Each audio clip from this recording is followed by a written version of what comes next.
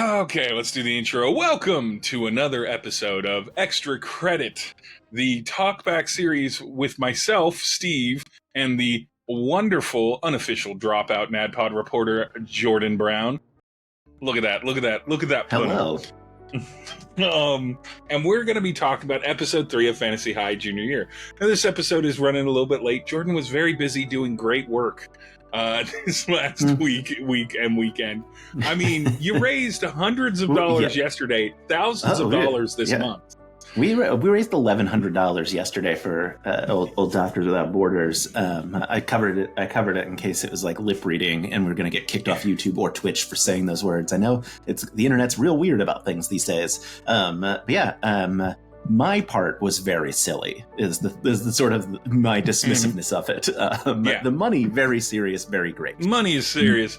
Yeah. Sauce eating competition, or not competition, marathon, I would say. Marathon. Relay. Like a relay from sauce to sauce into your mouth. Thank God for soup is all I'm saying. Thank God for that middle swing. We hit a banger, of just a great run. Like, there was a maple syrup in there. I went back to that. I saw there was some in the shot glass still, and I was like, yeah, I'm just going to drink more of that. It's so good. You had soup. You had maple syrup in there. Hummus, Greek yogurt. Greek yogurt. Oof. Just like, all right, you took the full shot of Tabasco. We're going to give you gifts now. Chocolate syrup. If you didn't watch the VOD, I think is still up. Tabasco nearly killed me. It's so wild that Tabasco was the one, because everyone's like, Tabasco's not that hot. Yeah, if it's in like a little bit on top, not as a beverage. Do that. Yeah, if you've got a shot glass full of it. Nonetheless, as of the posting of this episode and up on YouTube, up until January 31st, you can still donate to, I'll cover my mouth as well, Doctors Without Borders. The link will be in the YouTube description. A bunch of cool TTRPG rewards there and everything. So if you happen to do it, great. You can still do that after the thing, but the rewards are gone. But you can just be a better person than me. I need to get things from my charity, or else I feel bad. That's not true. But it was a wonderful thing. It blew past every goal that they set. It's so far beyond the original 2,000. We were looking. I think our original goal was $1,000. We are currently at just under 21,000. So yeah, it's wild how. And I've got about $1,000 in TikTok money that I owe Run DMG. So and so it's hugely successful. It was a great stream to catch. Watch the VOD on twitch.tv/theJordonbrown, which is where we're streaming this now, but for the YouTube watchers, that's where all the links will be in the description. But yeah, let's get into it. Episode 3, let's get down to business and defeat the Huns, Jordon Brown. It's school time. It's education time. Initial overall vibe of this episode, because they were very swingy. Highs in the first episodes, lows in the second. How are you feeling about this one? Ooh, I should say, I loved all three of them. By highs and lows, you mean emotions, not quality. Yeah, emotions. Your emotional reaction. Yeah. Oh man, this episode was just an absolute delight, beginning to end. I don't think I ever got sad. I mean, I got a little sad for Riz, because, he's sad. But in a very funny way. Riz with, a full binder of, here's how I get my friends to pass their classes is hysterical. I loved getting to see, the inside of a classroom for the first time, I think, and, getting all those teachers. It was amazing. I think teacher-wise, I think it really was the first time we were actually in a class. We'd seen some teachers, but it was always in hallways or in an auditorium, never in an actual class. So we actually got class. We got wizarding classroom, we got bard classroom. Still haven't found the rogue teacher. Where I agree with their talk back on, it's you kind of want to just abandon the whole season and be like, this season's hunting for the rogue teacher. That is it. That's the whole season. There was a barbarian class with Fig and Gorgog. Correct, Damien. Yes. There was one class. So many years ago. In 40 episodes of Fantasy High with the Bad Kids, we've gone to one class. And just very briefly. It was a brief thing. But yeah, I think this was a great sort of like beginnings. Do you remember the team of white terrier dog or a team of terrier dogs? What was her name? I meant to bring up the wiki. I meant to bring up the wiki for this. Yes, I had to ask. I was asking Kate May about it. Kipper Lily Copperkettle. Kipper Lily Copperkettle. Yep. An amazing NPC, just right out the bat. Yep. Just a problem from the word jump. Immediate threatening vibes to everything the Bad Kids stand for. We love a Tracy Flick villain. I will never be tired of it. I will tell the folks at home. I was chatting with Kate May a couple days after that episode aired, and I was like, it's Tracy Flick, right, from Election, and Kate was like, yeah, the note I got back on like my first pass was like, more Tracy, and I was like, fantastic. I love that everyone knows that and just leaned in as hard as possible. Much fun. Goddamn tastic. Such a fan of it. But yeah, we really get into the meat and potatoes. So I'm gonna put her aside. Because we know they're setting up, like, that's the most obvious foreshadowing of this. This is going to be a problem for the thing. Did you register any other, or like, let's talk about the other potential problems? Because I think it's a follow up to the kind of bummer of episode 2, yeah, where it's like, okay, that was a bummer, but now let's get into the meat and potatoes of like what the challenge actually is, not what its kind of overall thesis statement for each student, but like what are their actual challenges. Go on. I think, other than obviously Arthur Eggfort ruining the timeline, which still feels very probable. Obviously, we've got Porter is a real piece of work. Holy shit! That conversation was wild. Oh my god!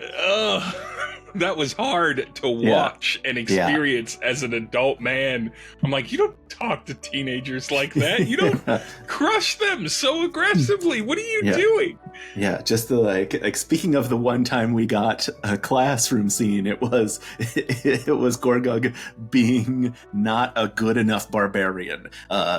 Porter's words, not mine, obviously. That was fantastic. Obviously, Grix seems like a problem. Our emergency backup, whatever principle. There will no longer be exceptions made kind of statements seems like it's going to be a problem. And our emo kid, oh boy, whose name has now escaped me. What was the emo kid's name? I want to say Ramon, and I don't think that's right. No, you're close though. Who can be first? Oh, hi, CV. Who can be first in the chat to tell me? Ruben. Thank you, Donna. Ruben. Ruben. Thank you so much, Chat, for reminding us. Ruben, Chat is our wiki. Is now. It's faster than me looking it up. So much though. In the YouTube, this will be seamless. I'll just edit everything else, so you'll be like, and our emo kid, Ruben, and then we'll just cut again. And you want to get a clean take. Credit. And our emo kid, Ruben, that I definitely remembered and didn't need help with. We didn't need it all. Rat Crushers. Mm-hmm. They feel like they're gonna. It's Kipper Lily Copperkettle is part of that group, along with Ruben. Like, obviously, they're setting that up to be like a very fun and like a thing I think is so underutilized in like TTRPGs in general, which is the other adventuring party of like, hey, here's the people that probably have similar skill sets. Like, I'm going to bet we're going to meet a lot of like mirrors of the bad kids in the Rat Crushers, so that they can really play up against them. And such a fun dynamic. I feel glad about that, because if we go back to our wild speculation, either in episode 1 or episode 2, I can't remember, That was called shot from me. I'm like, there's gonna be an enemy group of like a different team, because they've never really had a team. They've someone in the comments on that video, I think it was episode 1, was excellent in talking about how they'd introduced individual foils and like broken down the previous season's individual foils. But this is really like, oh yeah, Rat Crushers might be a problem group. They might be the other table that's difficult. The chat has once again corrected us. It is Rat Grinders, not Rat Crushers. So Rat Grinders, which I of course know off the top of my head without chat's help. It's been a tough week. I didn't do anything good for anyone, but I did play a solid 16 hours of Baldur's Gate with my spouse. So all of the data out of this is gone. Yeah, I think they really set up some good challenges. You gotta love that Fabian doesn't have time to party and has to do 150% and focus on dance and focus on sports and focus on being the party house. He's got a lot of irons in the fire. We're gonna see how many ends a 17 or an 18-year-old, a fresh 18-year-old, can burn at. That's gonna be a challenge. Oh, Fabian, I'm so hungry. No food in the house. No, it simply isn't there. It's not that he doesn't know where it is. It's absent of food. He drank 2 glasses of milk. Yeah. I feel that energy. Chat, what was the dance teacher's name that he danced with? Because I want to talk about her too. Name. And I have a fun fact about her, but once chat gets me caught up, I can say something about her. Fabian being hungry is so funny. That whole scene with like the subs in trash bags, so wild.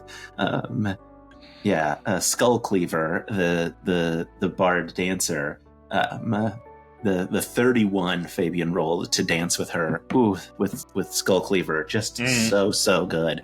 And this is now just me bragging about people I've talked to, because it was my first junior year interview. Was with Kate May, and we talked about Skull Cleaver. Skull Cleaver was like be clear, Jordan, off the top of my head and not reading the chat. Yeah, Terpsichore Skull Cleaver. I didn't have to check the chat for that at all. Yeah. You don't see my eyes glancing downward. Yeah. But that apparently is almost an exact stand-in for Kate May's grandmother, who passed a few years ago. Looked like that. Didn't have the hair exactly, because they wanted it to be very Richard Simmons hair, but like was a dance teacher, had like that body type, like looked like that, had that same energy of just like wanted to dance with people when they came in. Like there's so much face touching happening. It's a really lovely story that I got to talk to Kate about. I love that you get those little factoids, because of course any little bit of information for us hungry Dimension 20 fans, where it's like, where did this come from, how did this idea come about, all of that matters. Of course, most famously Ida Egg from Fantasy High, Ida Egg for being just a compilation of various people Brennan is known or currently is friends with, and then realizing, oh, I've made a neurodivergent person on accident. Which is the best way, by the way, to make a character, is with full respect to a unique personality, and then being like, no, that's accurate. It wasn't intended, but it is how this character behaves. But nonetheless, I just phenomenal teaching. Professor Lullaby. So good. Having just every bit of the easy vibe, of course, because of course the bard teachers are fun and good, because they're bard teachers. They gotta be. I mean, nobody's as good as the sorcerer teacher. I can't remember their name either. I'm sure I will in a few. If I just sit here and think on it and stare into the lower distance. Yeah, if I just look slightly to my right and think really hard about who the sorcerer teacher was. The sorcerer teacher, I'm sure one of us, almost simultaneously, will probably get it. Because we're both Tauruses, as far as I know, because your birthday's in May, and so is mine. Just discovered that, and that from yesterday's stream. I can't wait to do an entire May drive to just send Jordan gifts for his birthday. Yeah, Jace, Jace. something. Oh yeah, Jace is. I'm getting a Jace. Yes, the Draco looking guy. Yeah. All right. Getting a Jace, like a Planeswalker style Jace, but like Draco Malfoy. Jace Star Diamond. Oh, of course, Jace Star Diamond. Of course. That doesn't seem right. Is that right? It's something very close to that. Yes, is the Sorcerer Teacher. Oh, okay. They had the old art when I hit Google. That's why I was confused. But yeah. Yeah, there's no one. It's It's funny, like it'd be really helpful if we had just somebody just feeding us this information instead of having to remark on it. Somebody perhaps named Donna.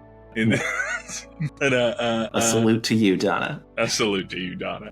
But yeah, Sorcerer Teacher being like, we're gonna have class and we're just gonna hang out and talk about how awesome magic is because we can just do it, is perfect, and why everyone should always be playing sorcerers all the time. So good. But nonetheless, I'll do the breaks. It'll be very weird for the stream. I'm gonna insert the breaks here. But we're gonna go on break, and then when we come back, we're gonna jump into some deeper discussions about the challenges that we might see, since we've already introduced classroom dynamics so much. Challenges we may not have thought of or discussed in previous episodes, and how that applies to a TTRPG specifically, because D&D isn't built for the concept of you have homework to do. But first, we're going to have a beautiful and wonderful advertisement that I totally have already done and am not going to be doing later tonight, and totally already know what I'm going to do and not just going to make up on the fly. For the Jordon Brown's Patreon. If you have one Patreon that you can subscribe to, it should be NADPOD. Yeah. Oh, if you have two, Worlds Beyond Number. Worlds Beyond Number. If you have three, maybe Rotating Heroes. Rotating Heroes, probably. And then, if you have four Patreons you can subscribe to, the Jordon Brown is number 4, and that's pretty good because there's a lot of Patreons out there. Maybe Dungeons and Daddies. That one's a little bit of a different vibe for some people. It's a little bit of an edge case. But nonetheless, we'll be back after this ad for Jordon Brown's Patreon. Let's get in the mood for a little bit of love. Some chocolates. Maybe some dancing. Dress like a pirate. Slide into the bedroom. Pour some dark brown liquor. Put on that panda hat. More dancing. And then stare at this goat. When you need romance, there's only one place to go. Patreon.com/theJordonbrown. Subscribe today. What an excellent advertisement for Jordan. How do you feel about the lack of approval process entirely and zero creative control for what I market your Patreon for? Well, we're technically, I guess 3 weeks into this process now. Yeah. Obviously, I have not seen the third week yet, but the first 2 weeks were absolutely the highlight of my day, going to find them in the YouTube video, just like scrubbing to that point, because I was like, I know what we said. I want to watch the ad, and I want to watch the fan art. Those are the things that I don't know yet. Those are the best parts of our videos. I agree. The things that aren't related to us talking about fantasy. No, I think it's really good. It's a really fun thing. I had planned on just making one and then doing it, but then I had a really silly, absurd idea. And then from that point, I'm like, well, this can't be the one I make. So now I have to make another one. And then I was like, well, I'm just going to make a new one every week then. This is going to get real hard. Access to stock footage nonsense to play with. Yeah, I do have a lot of stock footage access.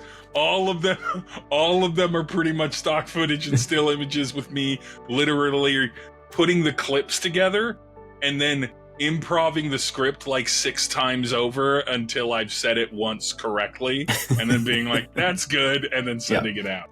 That's how my TikToks get made, honestly. Yeah, it's me being like, I got an idea, and then I start talking, and I'm like, got to start that over. Got to start that over. I hate cuts. I hate TikTok cuts so much. Even if I'm going to have a 9-minute TikTok, but nonetheless.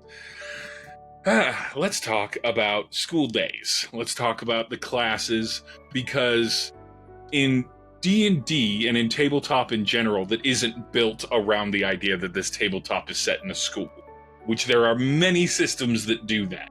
But in this one case, I will say, no, they have to use D&D for this because it's part of the meta of the world. Yes. If they didn't, barbarian classes wouldn't make a whole lot of sense. How do you teach someone to be angry? We'll circle back to the food there, Damien. Don't you worry. But let's talk about these classes and the challenges that comes up, because Dungeons and Dragons as a game is about stakes, survivability. It's an action franchise for the most part. Sometimes you can get a little intrigue and mystery into it, and a lot of times that's built through the narrative. But system-wise, it's about those actions and action economy and spells and overcoming giant challenges, usually through violence. The amount of violence that happened to affect my GPA while I was in high school was minimal to none. It was the late 90s, so we were a bit more violent. Some of us still remember what lead gasoline smells like, but I had my nose broken in high school by someone's fist, so there's some violence, but I don't think that really went toward my AP history courses. I missed like a day. I think I missed 2 days. But in this a environment where your classes are themed off of your classes, what are some theories or concepts that you might think would be ways to fold in the challenges that a student would have academically? Hey, guess what, Steve? I have to recuse myself from this conversation because I know the answer. Okay, That's right, gang. You got it early again, didn't you? You son of a bitch. No, I have not seen this week's episode. Okay. When Kate and I were talking, they let it slip, but I think only because they have seen the entire season. It was really cool. Kate did, so everything that you see in the projections on the walls is all Kate May's art. Derek Christensen and Ruby O'Brien are the projectionists, and they're the ones that animated it, so the trees move and stuff. But Kate was there, seeing rough cuts of everything as it was getting produced. So that's how they were able to draw all the characters, draw all the backgrounds, and everything like that. And I think to the point where I think there is a battle map at some point in the season that's literally based off of one of Kate's drawings. And some of the stuff, Kate saw the battle maps and adapted their drawing to fit the battle map. Anyway, so Kate talked about there is a thing that is happening. You're very wise to think, how will they incorporate classroom difficulty into Dungeons and Dragons? Because, Steve, that is a thing that Brendan Mulligan thought about. Okay, number one. So now I want to hear your theorizing. See, I was going to ride on your intellect. Don't you understand, Jordan? I'm like a mini version of you. Well, a larger version of you. Not that you're a small person. You're just not enormous.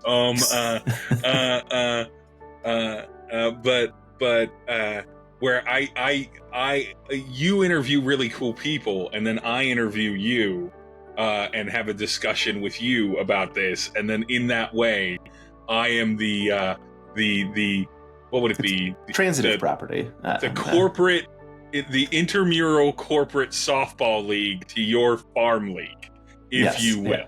Because I'm not the pros. That's Rowan Zioli. That's Rowan. What do I think they're gonna do class-wise? To integrate the kind of academics and the class structure into combat.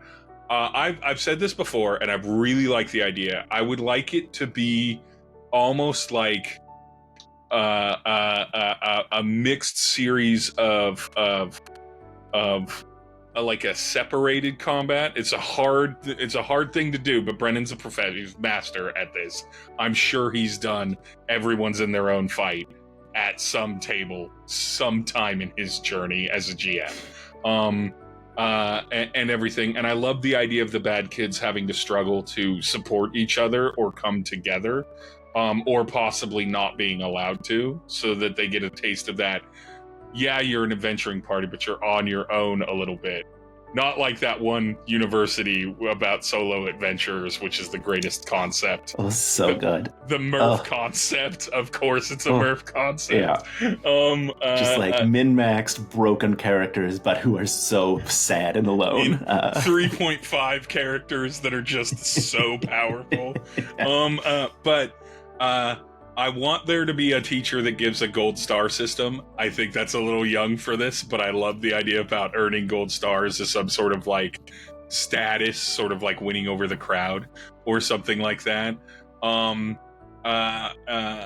then I feel like you'd have to open up narration a lot more as an influence, because I feel like academics is about how you do it more than it is about doing it successfully, because that's still going to be down to a dice roll and choices. So I feel like there's going to be almost arguably a lot more rule of cool conceptually flowed into, does this make sense for this challenge?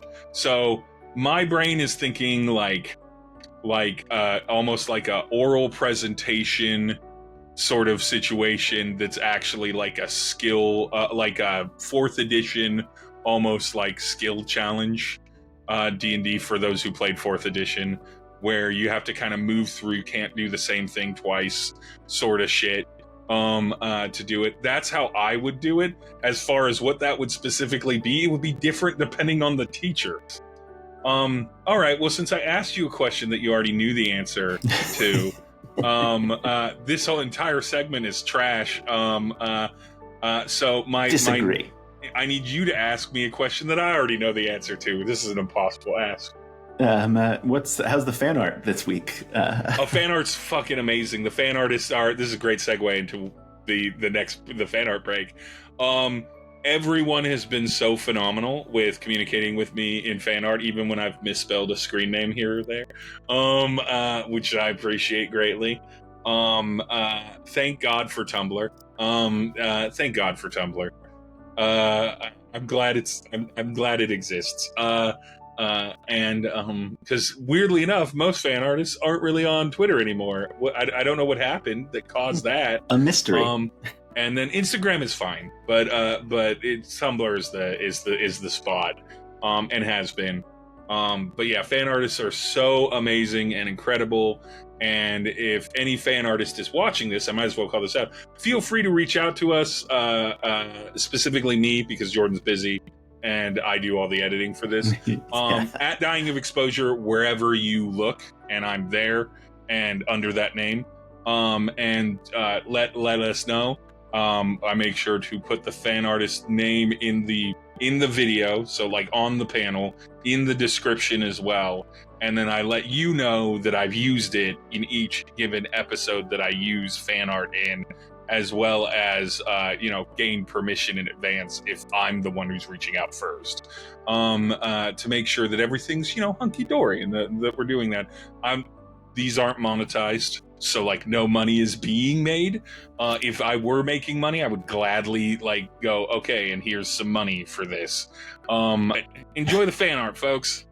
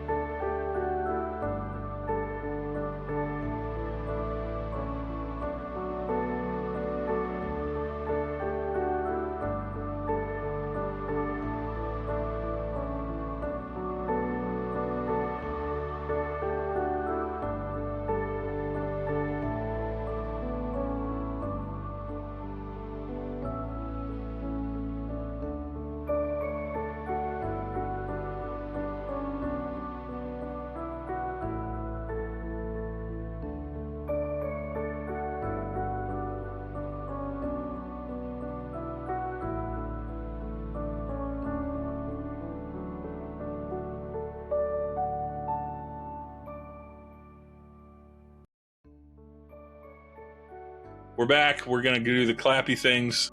We're gonna get this beautiful, handsome profile of Jordan on the return back. What an excellent thing. All right. So, Riz and his compendiums of multi-classing. Really just trying to strong arm this whole group into doing what he wants them to do. Gonna be friends forever. Gonna be friends forever. Gonna be together forever. A full adventuring party together forever. Definitely. No one's gonna move to Cincinnati. Yeah. Or Cleveland. I'm gonna call it. We have enough. We're like, what are we? 3 out of 20. So we're over 10% of the way into the season. We have the Act 1 lineups of sort of like, here's the challenges, here's what they look like physically and everything. Here's some mysterious people that are probably going to be a problem. Also, there's, not to mention, of course, the cat's back, and we're all very excited about her being back. We love a cat familiar. Yeah. Kalina? Yeah. Yeah. Kalina's back. I didn't have to look at the chat for that one. Amazing. Watch the chat be like, that's not her name. It is her. Yeah, chat. Yeah, I didn't actually have to look that time, but nonetheless, Kalina. All right. End of season predictions. Does anyone leave the group at the end of the party? Yes, no. At the end of the season. Ooh, at the end of the season, I don't think anyone leaves. Oh boy.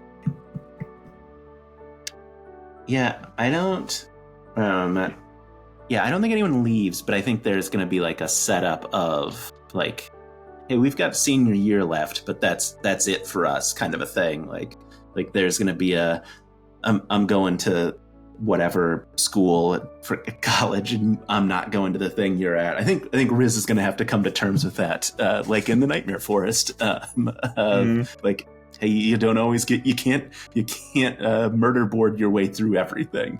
But I think they'll. Boy, I know Emily said she was interested in letting Fig have her happy ending and going off, but I don't think they're going to close the door on a senior year, so they've got to at least be willing to have like the bad kids reunite for another season. Yeah. I think the setup of like, hey, this is probably not going the way Riz wants, but not in stone yet. Yeah, not having happened, but in the a definitive part of the writing journey on the wall kind of thing. Writing on the wall. That's a good term for it. Return of Baron of the Baronies. Yes, no. 100%. Yeah, we got Kalina already. We're getting Baron. We're getting Chungle Down Bim. They're coming for sure. They're all coming. The three greatest threats the bad kids have ever faced: Baron from the Baronies, Kalina, and Chungle Down Bim. Yeah, all three earnestly terrifying threats in their own ways. Their own way. Yeah, and I was one of the foolish people last year who thought the fact that there were Eggfort Academy banners behind Allie in their pictures that they took, that they were releasing all of these like pins and mugs of the month that had to do with Fantasy High. I was like, it doesn't mean anything. So I've stopped doing that. They put out a Chungle Down Bim pin. They made a Baron animatic. They're coming back. They're coming back. I'm very excited for it. All right. Does Fig's dad, birth father, can't remember his name. I'm sure the chat will. Gorthalax. Does Gorthalax get trapped in a gem a third time? Man, he is now the Blood Rush coach. So he's going to be around. Feels like the Rat Grinders will trap him in a gem. Perhaps one of the combats is versus the Rat Grinders to prevent him from getting trapped in a gem Yeah, for a maybe third time. Maybe that's what it'll be. They'll have the opportunity to save him from being trapped in the gem. It'll be the time crunch goal. It'll be the thing that drives the combat beyond just hurting someone. Yes. Excellent. I only say it because it's absurd that it happened twice, and if it happened a third time, I'd be very excited about it. Yeah. Because I'd be like, that's perfect. That's perfect. And speaking of absurdity, shout out to whoever is behind the scenes at very important people that made Squeam's Instagram post, the picture of Jacob and Kimia. Just brilliant perfection. We love to see a Squeam crossover. I mean, the thing is that in the same way that Emily and Murph were not part of College Humor officially as cast members for years before it became Dropout and switched hands and everything, but everyone associated them. Squeam has been so integral to, honestly, since the founding of College Humor, since it was just a website. It's just, when you think about Dropout, you got to think, Brennan Lee Mulligan, Sam Reich, of course, Grant O'Brien, and Squeam. Those are the four pillars of Dropout. The pillars of Dropout. Yeah. Pillars of Dropout. It's awful. I threw Grant O'Brien in there because that's personally for me. I'm like, he's College Humor's Grant O'Brien. He's Dropout's Grant O'Brien. He's been in other things. He did that movie. Truly, I do like that theory in the chat that Fig gets trapped in a gem this time instead of Gorthalax. That's very fun. Appropriate with the whole luck situation. Boy, Fig's been having a rough go of it. They're not hiding it, right? Like I like that in episode 3, they're like, oh, here's an opportunity for Fig to look like an idiot. Yeah. Let's make Fig look Fig's like gonna fall down a manhole cover, but gets bludgeoned instead. Like that's what saves her from going down. That's that discussion in advance with the player of it's like, even when you succeed, I'm still gonna make it feel like a failure. Yeah. And everything, and so it's like, yeah, at this point they're not hiding that. It's like, well, obviously Fig is Galir right now. Yeah. Why that is or what that is still a mystery, but we all know what the symptom is: Galir level luck or lack thereof. I honestly think it's just punishment from Brennan, as he stated, of getting back at Emily for forcing him to make Galir one of the most popular NPCs in Dimension 20 history, because he was not supposed to be that important. Right. Yeah. And they drug him on the adventure sophomore year, and it was just like, well, I guess I'll keep playing this guy. Lemon yogurt is the catalyst from F1. Does this mean Galir made a deal with the devil at one point? We don't know what Galir means, chat. We don't know what choices Galir's made.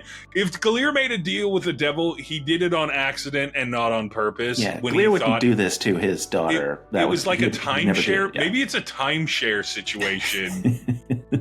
And he got her caught up in a timeshare. That he bought, and as part of the subcontract, he's also cursed Fig. But nonetheless, truly I'm going to give you one last, wild question. So we've had a lot of added little buddies, right? We've got an invisible dog. We've got Cloaca or Chloe. Cloaca. Zach Oyama, just fantastic. Just an economy genius of comedy. Just no one does it better than Zach Oyama in one sentence, making God an bless ongoing Brennan. thing. Yeah, God bless Brennan for just not letting him get out of it either. Of just nope, you said it, it's permanent. Yeah. You suck. I suck. I suck. But phenomenal pairing on there. Do we get one more animal one more companion? Because we got the Hangman, the Hangman. We've got two familiars, basically, for Adine. We've got Cloaca now. Arguably, Kristen's god of the moment. I do think it's Emily Axford. She's going to multi-class. I think she'll get Baby as an actual familiar instead of just hanging out doing nothing. I think we'll see Baby get incorporated as an actual playable part of her subclasses. I mean, it's people were screaming for more of that shrill, high-pitched Brennan voice. So I love Baby. I do too. It's amazing. But yeah, I think that's where we're at. So we definitely got the return of the 3 most threatening NPCs. Mm-hmm. We've got writing on the wall. We've got we know from Jordan, we are guaranteed to have some intersection between D&D and academics systematically, and that's very, very exciting. And as Jordan said, if you caught it really fast, confirmed the first major spoiler. They're just gonna kill Riz's mom. But Alex, are you listening? I'm so sorry. It's not true. Sklanda's fine as far as I know. Sklanda dies in episode 7. That's what you said. That's what you said in the episode. I tried to edit the spoiler out, and then I said, no, Jordan should be punished for having advanced knowledge that he absolutely gave me 2 verifiable sources on. And I have directly emailed them and confirmed as well. And they asked me, don't do this, and my journalistic integrity is too strong. The public needs to know. Now, of course, Sklanda. I assume none of the parents die this season. I assume that's not going to be a plot point in Fantasy High. It's like, remember the episode of Fantasy High where this parent died, where Jawbone dies? Yeah, that really made me not be able to keep watching this show. There was a real left turn on the vibe. I know it's kind of a serious season, a little bit, about growing up. Oops All Orphans. Shout out to Damien in the chat. That's fantastic. That Oops All Orphans season of Fantasy High. You wanted this back, did you? But nonetheless... Oh, go on. I was going to say, Siobhan just fully lying to us that it was the goof season. It's like, nope, it was the saddest one ever. It's the saddest one. It was a complete troll. But nonetheless, I'm going to let Jordan get back to Jordan's livelihood. Thank you so much for joining us here on the stream. And if you're watching on the YouTube, please hit that like and that subscribe button and all those things so you can get notified when new episodes. Next week, we'll be back on our Monday schedule, back on the YouTube.